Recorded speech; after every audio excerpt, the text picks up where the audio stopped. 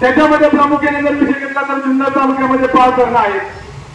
बाबालोही धरण ज्या वेळेला गेली, पाणीटोचं धरण झालं, त्यावेळेला ज्या पद्धतीनं मोबदला देण्यात आला, तो मोबदला मिळाल्याच्या नंतर जी काही हुशार मंडळी होती त्या हुशार मंडळीच्या खिशात गेला आणि गोरगरीब जनता त्याच्यापासून वंचित राहिली.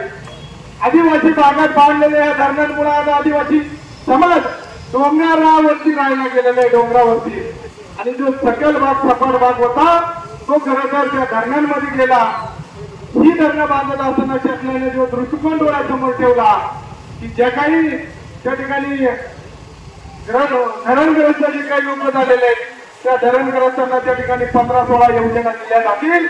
आणि त्या योजना कशातून दिल्या जातील तर जो काही निधी जमा होईल पाणी वाटपामधून त्याच्यातून खरं तर त्या योजना शासन आपल्याला देणार होता. परंतु आज पाहणारे कुणीही त्या ठिकाणी कुठलीही शासनाची योजना त्या धरणग्रस्तांना त्या ठिकाणी मिळालेली नाही. अशी 5 धरणं आदिवासी भागात बांधली आणि आपली माणसं डोंगरावरती गेली. आज भातशेती करायचं म्हणलं तरी आपल्या माणसांची काय अवस्था आहे. अशा वेळेला आपण सगळेजण संघटित होतो, संघर्ष करतो. परंतु हा संघर्ष किती दिवस व्हायचा आणि किती दिवस संघर्ष करायचा हा पण काहीतरी कायम सोबतीचा त्या ठिकाणी विषय ठरलेला आहे. आणि म्हणून माझा आदिवासी बांधवांना विनंती आहे की ज्या काही आपल्या मागण्या आहेत त्या आपण या ठिकाणी प्रभावीपणे मांडलेल्या आहेत सर्वांनी. जास्त तर काही या ठिकाणी बोलणार नाही, सगळेजण उन्हामध्ये बसलेले.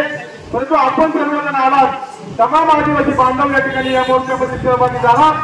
सर्वांनी या ठिकाणी आपल्या भावना त्या ठिकाणी पोहोचवल्या.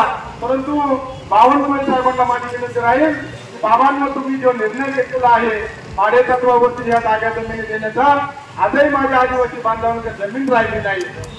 जमीन जंगल आपण म्हणतो त्याच्यामध्ये 100% अधिकार त्या ठिकाणी आपल्याला दिलेले सगळ्या गोष्टी तुमच्या आमच्या समोर आहेत.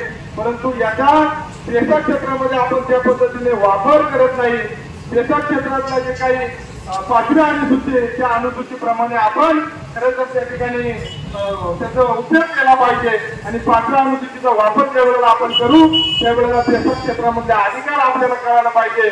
म्हणून मी पुढच्या भविष्य काळामध्ये तुमच्या सरकारला विनंती कराल की 5व्या अनुसूची ही गावागावात सगळ्यांना तरुण वर्गापर्यंत गेली पाहिजे आणि त्याचा क्षेत्रात असलेले आपले अधिकार त्या ठिकाणी सगळ्यांपर्यंत पोहोचले पाहिजेत.